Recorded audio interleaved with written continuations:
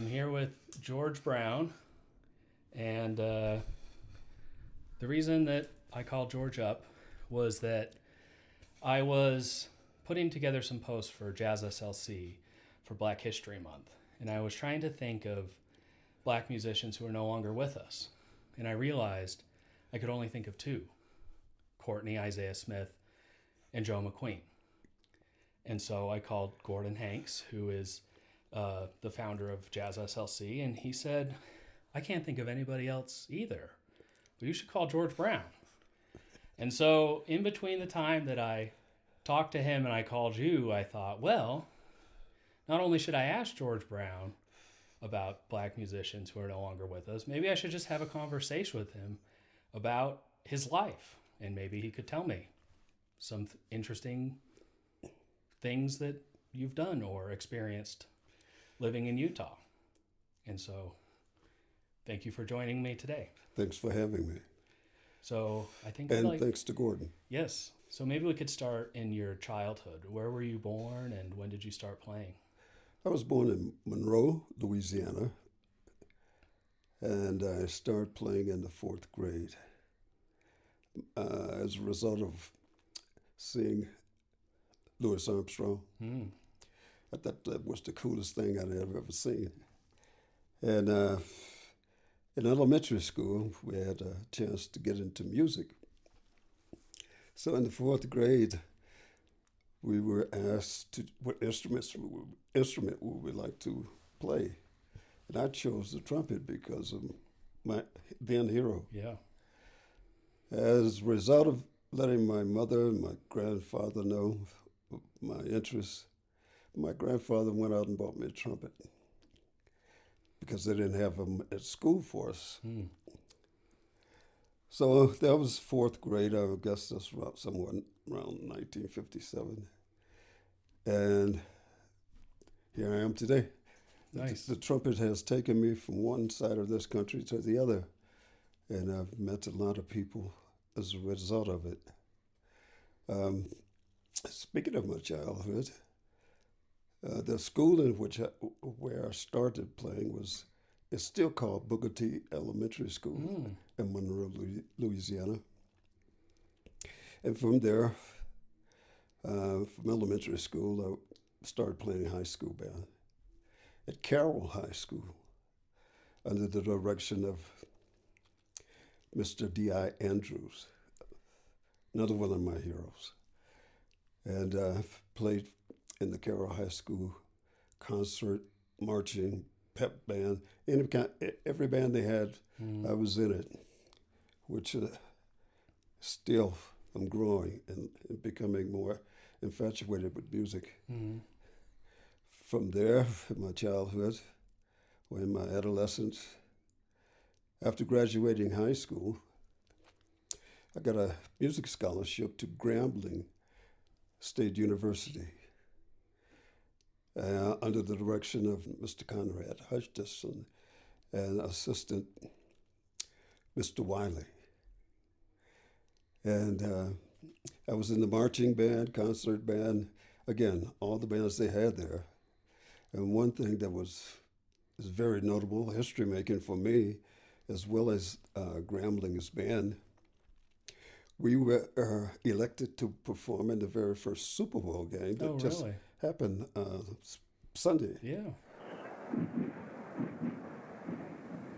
The University of Arizona Symphonic Marching Band is then joined by the Grambling College Marching Band from Grambling, Louisiana. Together, the bands formed a map of the United States. When this map was plated, flags representing each of the teams of both the National and the American Football League were marched into position. The teams were introduced individually to the bands, and the flags located in their respective cities on the map. And Grambling did the second Super Bowl game as well. And during both high school and college stays, I started playing with combos in the neighborhood. And another one of my heroes is Maurice Johnson. And I started playing in nightclubs with him and his brother and other musicians in town when I was 13, up until I left Monroe in 1978. Now, there's a diversion in music at that time. Actually, my diversion started in 1971 because I wasn't fortunate enough to get a job in the music field. As a result, I stumbled into the railroad, Okay. which brought me here. And that's why you left in 71? That's why I left this. I didn't leave in 71. Oh, I started my railroad career in 71. I see. But on the side, I'm still playing. Mm-hmm. Okay. As a matter of fact, another one of the highlights of that time in my maturing was an opportunity. Well, not an opportunity. I actually played for a show for the Temptations Oh, that really? had come to town, and they brought the rhythm section, but they wanted to put together a band. Mm-hmm. And I got a call to come play the lead chair trumpet part for the concert tonight. And I was on cloud nine, you know. Yeah. I thought I had done something. But anyway, it turned out to have a great review. But that was one of my high points in high school, and along with playing with Maurice and different bands down there. And the second high point, again, in my schooling was with Grambling and all the different things we did. We played for a lot of football, college professional games, Mm-hmm. not just the very first Super Bowl. We played for the Saints. We played all over, the Cowboys, and I have to give umbrage to Maurice, in elementary school, Mr. Dawson, Miss Dawson, and Miss Dunnings. Let me back up there. The first teacher in elementary school that I would like to acknowledge is Mr. Dunnings, and then Miss Dawson, and on to finishing elementary school, as I mentioned before. My high school teacher was Mr. D.I. Andrews. Oh, what an impact. How was he impactful on you? Well, it's in the band, and his approach to music was not just straight concert music. We played everything. So the exposure I got from him and his appreciation for music helped me greatly expand my horizons. And he's no longer with us. But over the years, I've gone back to Monroe several times. And after he retired to Shreveport, Louisiana. And I used to visit him while he was in his latter stages of life. And it was always a good meeting between the two of us. And he has written a lot of music. And as a matter of fact, this is for Black History Month. He wrote a concert piece that was performed by this Shreveport Symphony Orchestra in tribute to Dr. King. So one of King's speeches was vocalized over the orchestra playing. Oh, how cool. It was cool. And not very many people have copies of that. But fortunately, I do. But anyway, that's another story of my growing and his nurturing of my growing. And again, from Grambling, and we're everywhere, from New York to California, performing, and it exposed my vision of the world and being able to see different places in this country, or I should say this country, as a result of performing with Grambling Band and seeing different musicians come on campus and perform. After leaving college, well, there's another spot here. I spent 3.5 years at Grambling, and I left Grambling after that, after 3.5 years, and went to Northeast Louisiana University, which is in my hometown of Monroe, Louisiana, and I got a scholarship there as well. And that's where I graduated with a BME. And as far as the educational part of the BME, I never really used other than with my combos and passing along what I've learned to how we put together a tune. Right. So I graduated from Northeast Louisiana University in 1971, again with the BME. And after that, I made the detour in 71 again, from music to the rail industry. Mm-hmm. Started with Missouri Pacific Railroad, which was a railroad that ran from, well, my portion of it, my seniority was from North Little Rock to Lake Charles, Louisiana. So I would, once I was promoted, would operate freight trains between those two points. And as a result of, I guess, my absorbing the railroad and the way I handled trains and being observed by my managers, I was offered an opportunity to get into management. And that was in 1978.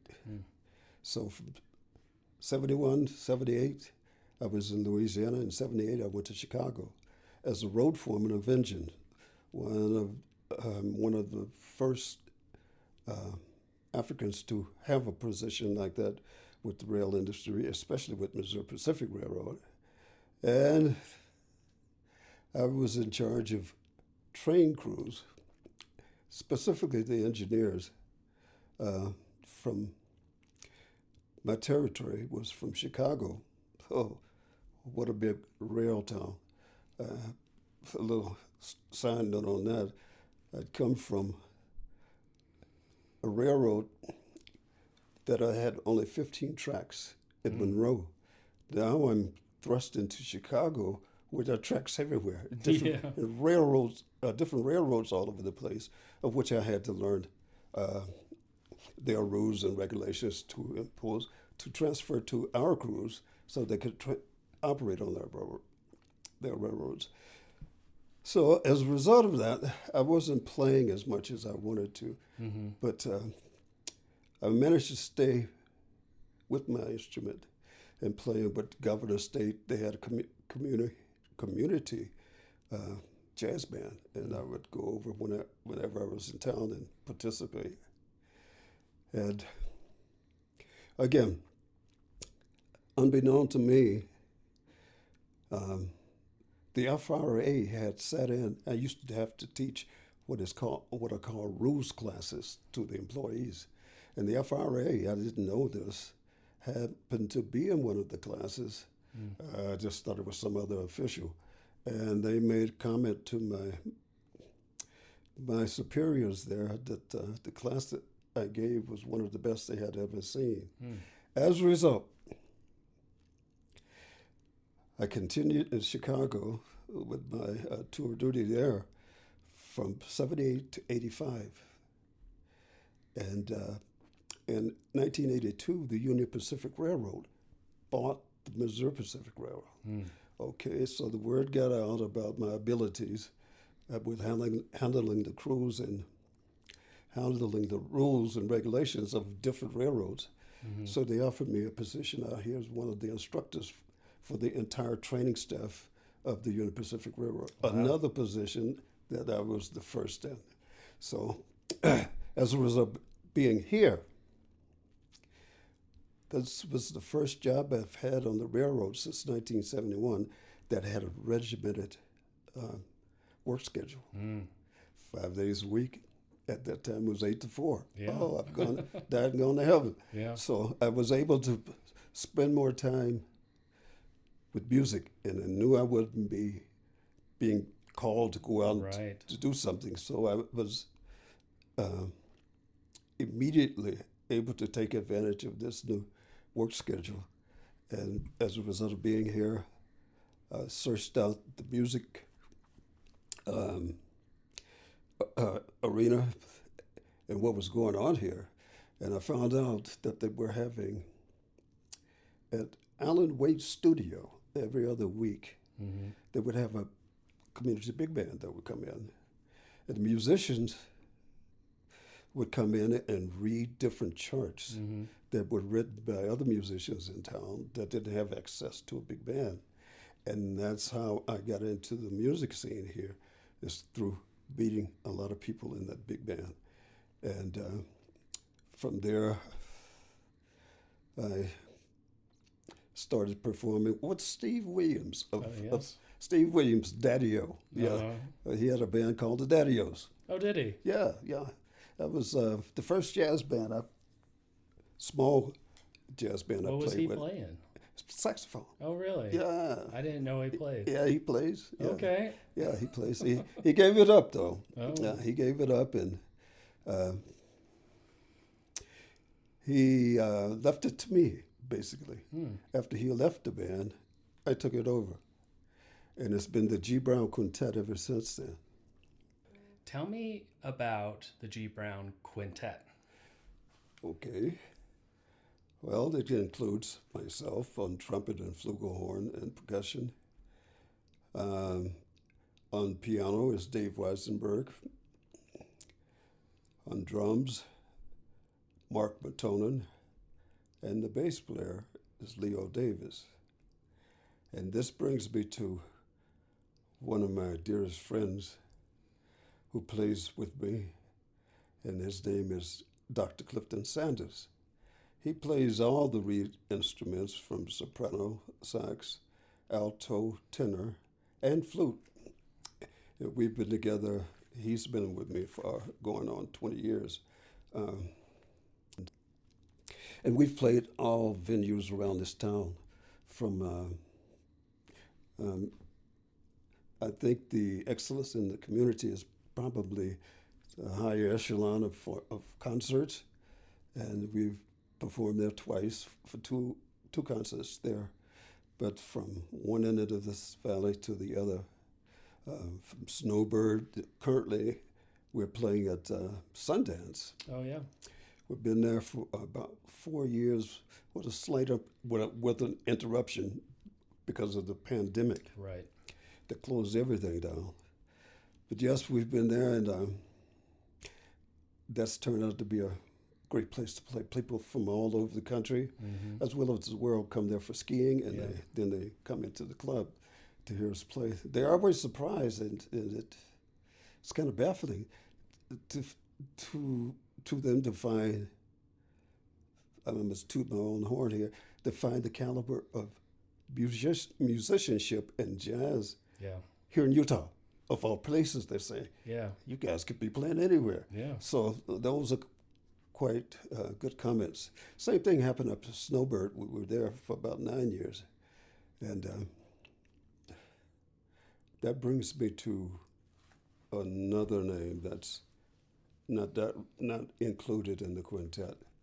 And that's another musician here that I should have mentioned when we were talking about deceased musicians. And his name is Joy Toulouse. Okay. Joy Toulouse is from the motherland. He's from Manama, Zimbabwe. But unfortunately, Joy passed away last year and broke a lot of hearts, mine included. He was the lead singer for the group Soul Patrol and outstanding musician as well. But my group included the 5 people I mentioned.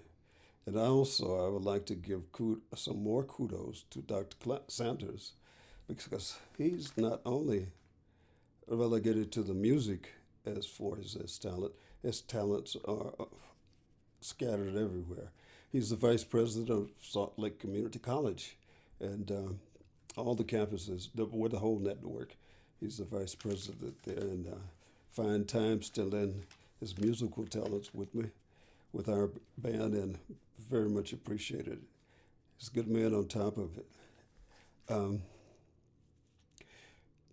Can I step outside of my quintet and just? Sure. I'd Yes. like to mention some other names Absolutely. of musicians here Please do. that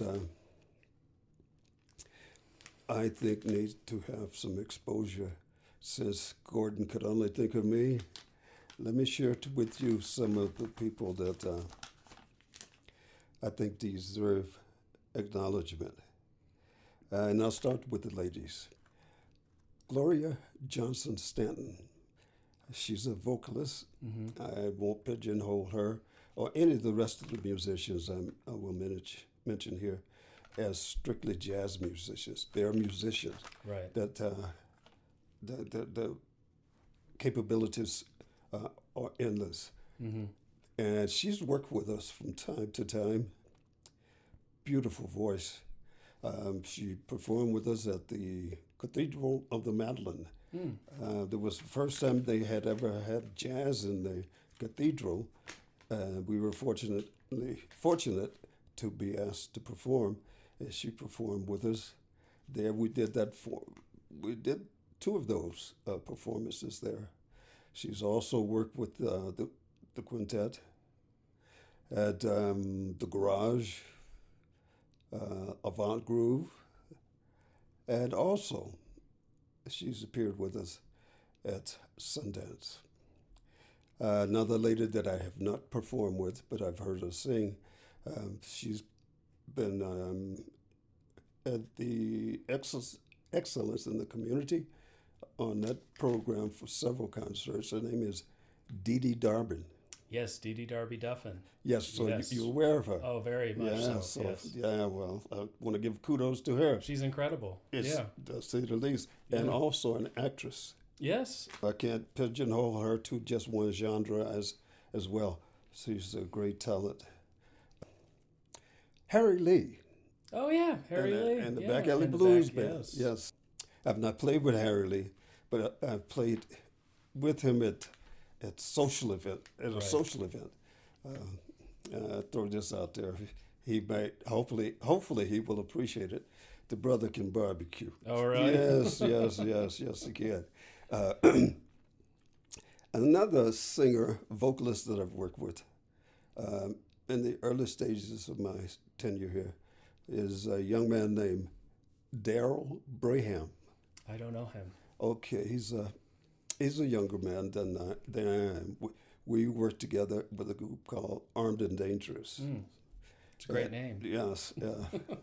And one of the high points of working with that group is that we were chosen to perform for the Sundance Film Festival party for three of those film festivals, and got to meet a lot of what we call stars in that industry. And so he's another African American that deserves some mention. I have a list here.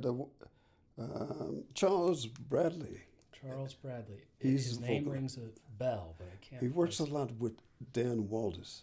Okay. Yeah. Okay. Right. And a little side note on Charles is he and I are from the same hometown in Louisiana, Oh, is that so? from Monroe, but and played with some of the same people at different times. Charles has 1 or 2 more birthdays than I do, Oh, really? so he came before I did, and I followed in his footsteps. And I didn't know him until I moved here. He used to be on KRCL as a DJ, and that's how we interacted and how we met, and been talking to him ever since. And I've not played with this young man, but hear his name all over the place is C.J. Drisdom. C.J. Drisdom. Yes. Yes. And his brother Tim Drisdom. Yes, the Yes. entire family Yeah. are in the business, and I don't want to pigeonhole them. Right. They're sort of eclectic as well. And we've talked on the phone, but we've never actually met. And I get good vibes from him, and I wish him the best. But this is just a handful of people that I thought of that I want to take advantage of this forum Sure. to mention.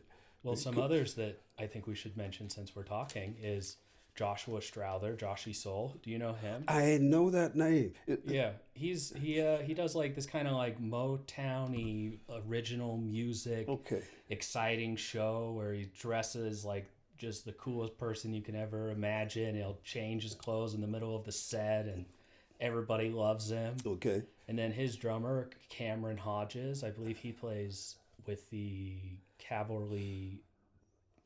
I think he's the drummer in the Cavalry Church, or Okay. was at some point.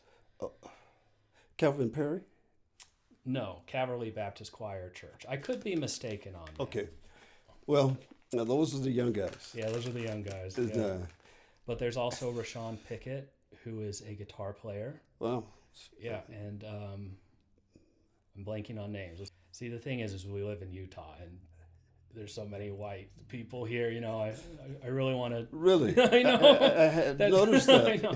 That's why I was struggling so much to try and think of Utah black musicians who have passed away. I mean, there's just not that many, and I felt so bad to well, all I can think of is Joe and Courtney. Yes, and that's why I wanted to take advantage of this. I'm not the only one. Yeah, you're not. I'm yeah. not the only one, Yeah. and they all need their kudos. Yes. Well, I recently learned of a woman named Winetta Clark, and she was with another woman, the first two black members of the Tabernacle Choir, and then she became the first black member of BYU, training nurses in working better with communities of color, I believe. Okay. That says and kind of gives some backbone to how I feel about this month of acknowledging our as a group our contributions to this country. Right. It cannot be done in 1 month, I know. and that's why I'm so glad to mention these other people. Yeah. Their talents work 365 days of the year, and they Absolutely. need to. We need to be acknowledged for that, and not pigeonholed to just 1 month. But that's another story. And thank you for acknowledging what you're doing here today to bring some light on our contributions to Utah and to the country. I'd like to go back and mention a little bit about George Selou. He's the one that I did mention when we were talking about deceased musicians. Mm-hmm. Joy, after our group broke up,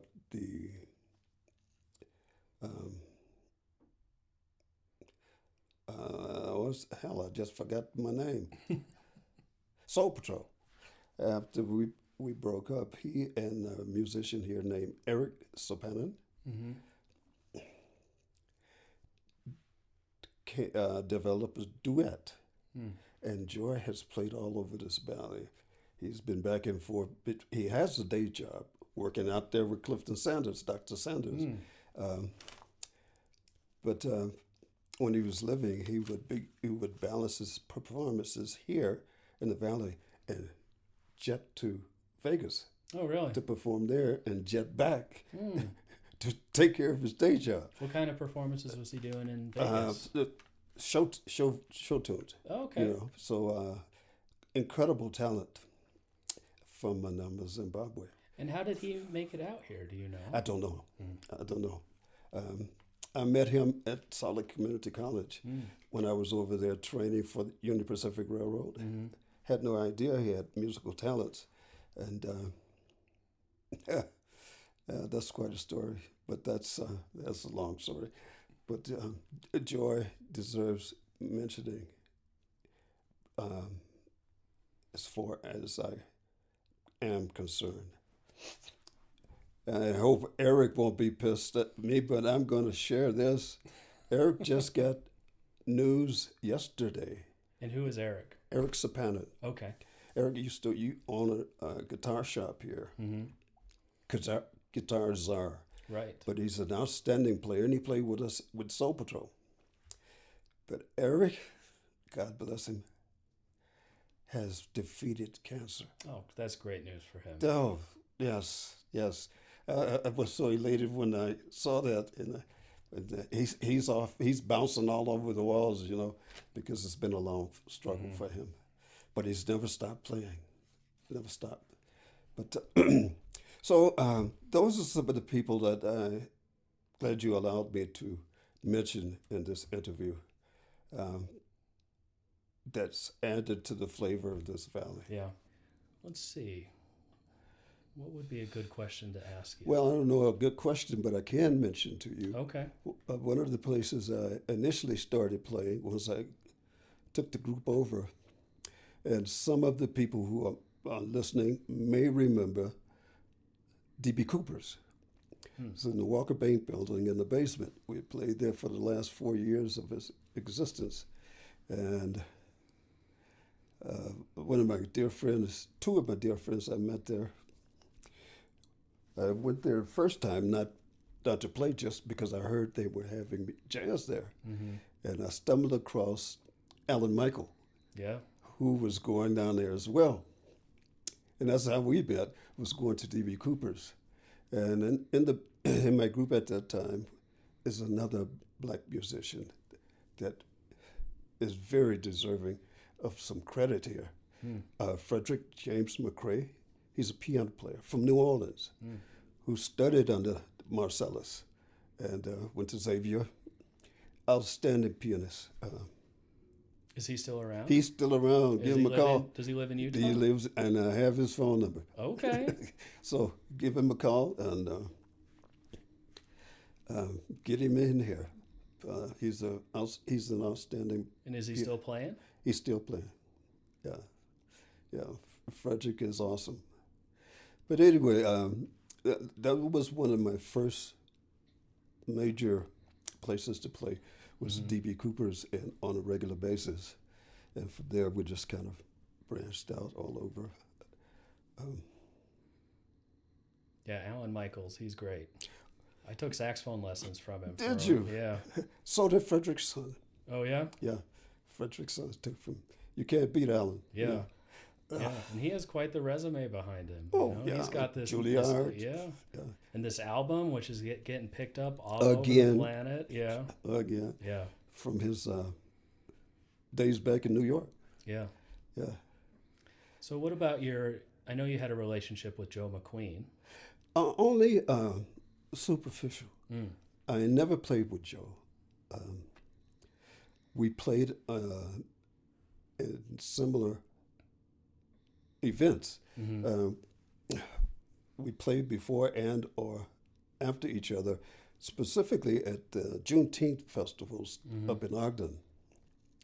And I've gone to see and hear him play, Right. but we have never played together. And I have nothing but respect for him.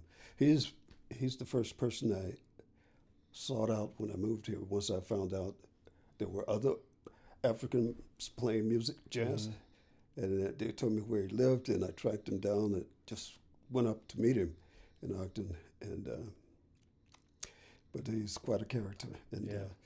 there are not many people that can do anything until they're 100, Yeah. and he managed to pull it off with music. Yeah. Yeah, so nothing but kudos for him. Yeah. Yeah. He was so cool. Yes, he was. Yeah. What about some black musicians who are no longer with us? Do you have any stories about them that you'd like to share? In Utah? Yeah. No, Joe and Courtney I can share a story with. I knew Courtney's parents before he was born. Oh, really? And Courtney used to be such a cute little fellow when he was a child. He would come and play piano at the church. His feet wouldn't even touch the floor. But he's up there learning, and you see where that led him. Yeah. His gospel background and just his gift was one that came from the universal God, and he's no longer. He left. Who am I to say too soon? But if I were running things, he would still be here. Yeah. I mean, I can say without any hesitation that he was the best musician I've ever seen. Okay, good. Yeah. I mean, he just blew me away. And it Since the beginning, I think I first saw him when I was like 14. I was like, that guy is amazing. I love him. And I'd go to the Unitarian church and like sit by his mom because she'd always be calling out to him in the show. I thought that was the coolest thing. Right. And I just loved him, and it's a shame. He comes from a musical family. His Does he? father used to sing at Calvary and then later in life he started playing bongos. But his aunts sing. He has a gospel musical background family, so he had no choice but to get it. Well, Were you friends with him? but yeah, we played. I played in the choir with him, and Mm-hmm. we weren't the type of people that called each other, but we had that connection through church. Right. Right. I always got the feeling with Courtney, my relationship with him was superficial as well. Like, we knew each other. We'd probably nod at each other in the grocery store, but past that, we didn't really know each other. And that's his personality.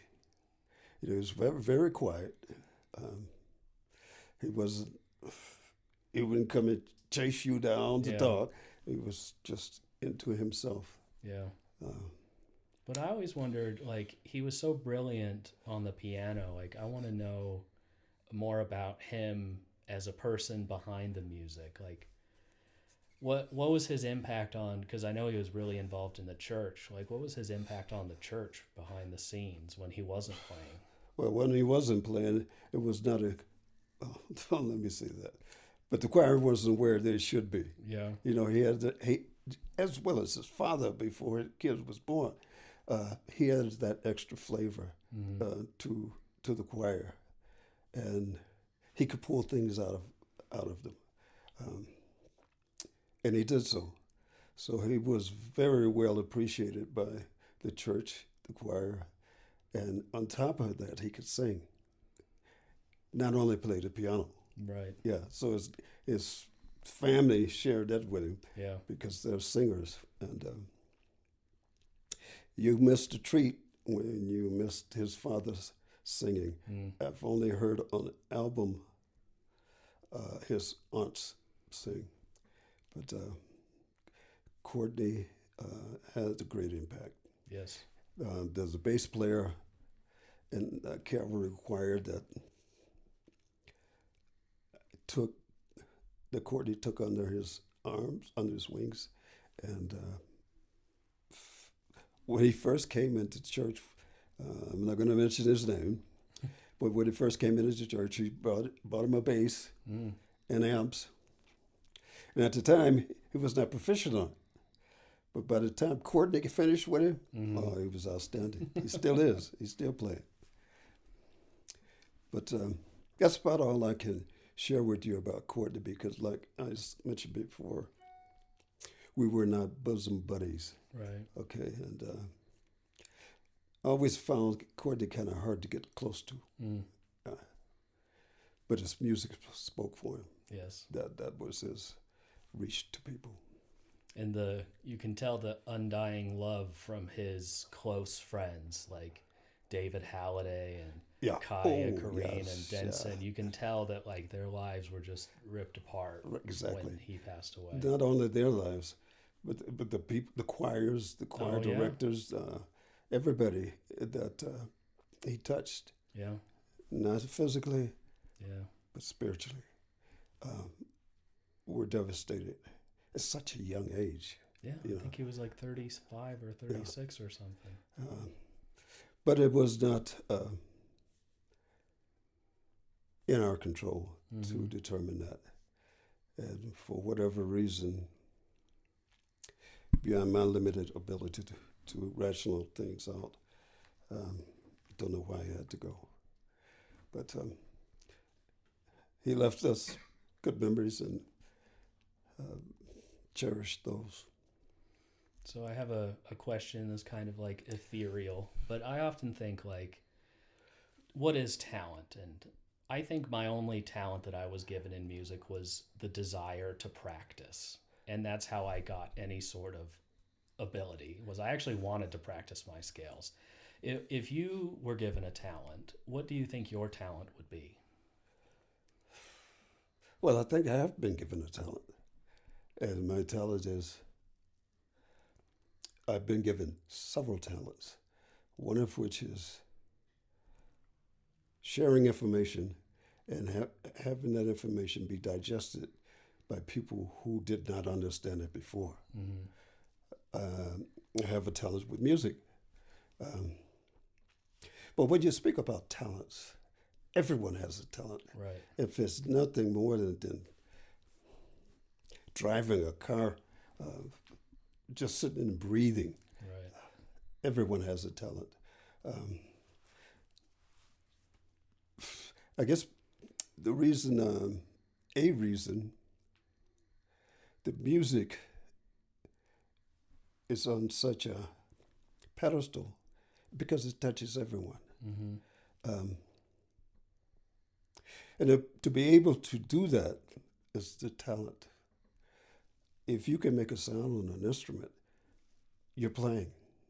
It's to what degree Right. you can do it determines the rest of that talent. Mm-hmm. But just to pick out a note, Right. some people can't do that. Some people can't sing, Right. and so I think I have a lot of talents. One of which is to tune into my spirit, to the universe, to my ancestors that have nurtured me, and they continue to do so. And So, how would you use your talent in teaching to teach me this idea of reaching back to your ancestors if I wanted to learn how to do that? research, just think about who have all of those that have come before you, Mm-hmm. and the things they have done to get you to where you are today. Right. I mean, this just didn't happen. Indeed. Okay, so that whole process, from wherever you have come, there have been people in your life that have paved the way, Mm-hmm. that have sacrificed. Maybe they didn't sacrifice, Right. but they've laid foundation for you to benefit, and you're doing the same. Do you have kids? Not yet. Well, you will, maybe. If you Hopefully. do, I'm sure you will share some things with them. That's like the jazz legacy, though, because the early musicians, they would listen to records until they wore a hole in them, learning from their. Yes, I never grew up with records. Fortunately, I had CDs. Okay. I just had to hit a button back and forth. Oh my goodness. Okay, I started with 78s, listening to music, and yeah, I've worn a few LPs out, Yeah. but the legacy in music. Louis Armstrong. There are people, trumpet players today, and singers that are still trying to do what he did. Mm-hmm. And I don't care how great you are on that instrument of singing. Listen to Billie Holiday and listen to Louis Armstrong. Yeah. That same phrasing. That's the legacy, and it's passed on and on. Do you think struggle makes you a better musician? Because Billie Holiday lived a very difficult life. I don't know so much about Louis Armstrong's upbringing. I don't know if it makes you a better musician, but I do think it adds flavor to your talent. Mm. Okay, and the flavor is that part of you that's being transferred as a result of what you've been through or not been through. So those struggles definitely come out in your music. Mm-hmm. That's the thing that touches people. And it does not have to always be a struggle for that to happen. But those who have struggled, have had difficult lives, that's all part of it Mm-hmm. in everybody's life. Those things that you define as struggles by the universe are put there to produce an outcome. You may not like it at the time it's happening, but you may be able to see, if you're wise enough, to see the results of it. And you may call it something that was painful in your life. Well, how do you But- be wise? Because sometimes those things come and it's really painful and it sucks. And you're trying to look around. It happens when it's supposed to. Case in point, when I was young, my father left 8 kids, and my mother, I'm the oldest.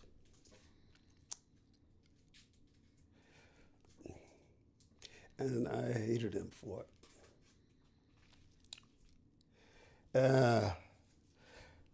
But as a result of what I had to do after he left, prepared me for something else I didn't know at the time.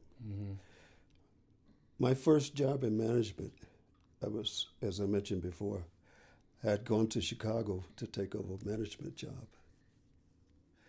And I was the youngest person to have that particular job. I was sharing an office in the diesel shop with the diesel foreman. And he said to me, "How are you so young and so responsible?" And I had no answer for him. And I thought about it. And that painful part of my life, with my father leaving, and what I had to do from that point on, showed up positive later in my life. Yeah. So you may not be able to see it at the time it's happening, but you can take tragic things that have a great outcome. And again, as I said before, you may not, as you're going through it, you may not define it as that, but somewhere down the line, if you keep your eyes open and listening and just watching what has happened to you, Yeah. you can trace it back to something that has happened, maybe negative in your life. That's an example of what you just asked me. So, what's something that you wish more people knew? The greed is not necessary.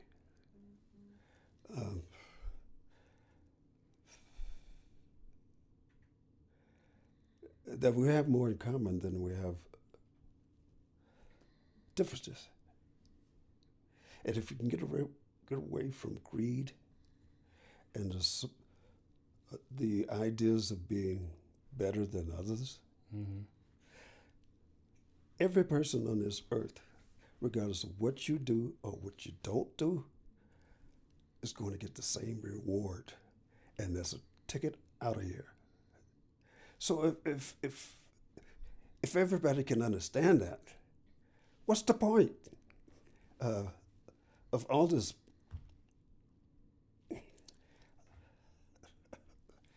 Mind your own business. Treat people the way you want to be treated. Right. And everything you need is right here. It's already been provided. If you get rid of the greed concept, I think we'd be better off. Everybody wants more, and the only way to get more is to step on someone else. Yeah. Anyway, that's my answer to that. That's here. What advice do you have for young musicians or the world? Practice. Don't give up. Listen to other people that play the instrument that you want to play. And practice.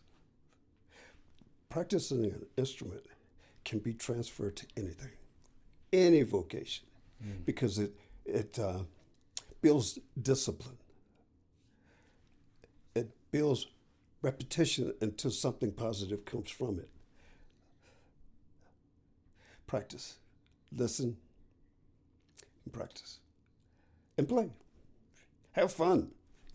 Have fun with it. There are going to be times when you just want to throw that instrument up against the wall. Remember that instrument, you're trying to break it into what you want it to be. And it's a piece of iron or a piece of wood. Right. You got to make it conform to you. And it takes time for you to become one. So practice. listen, and don't give up. That's a wonderful way to end it.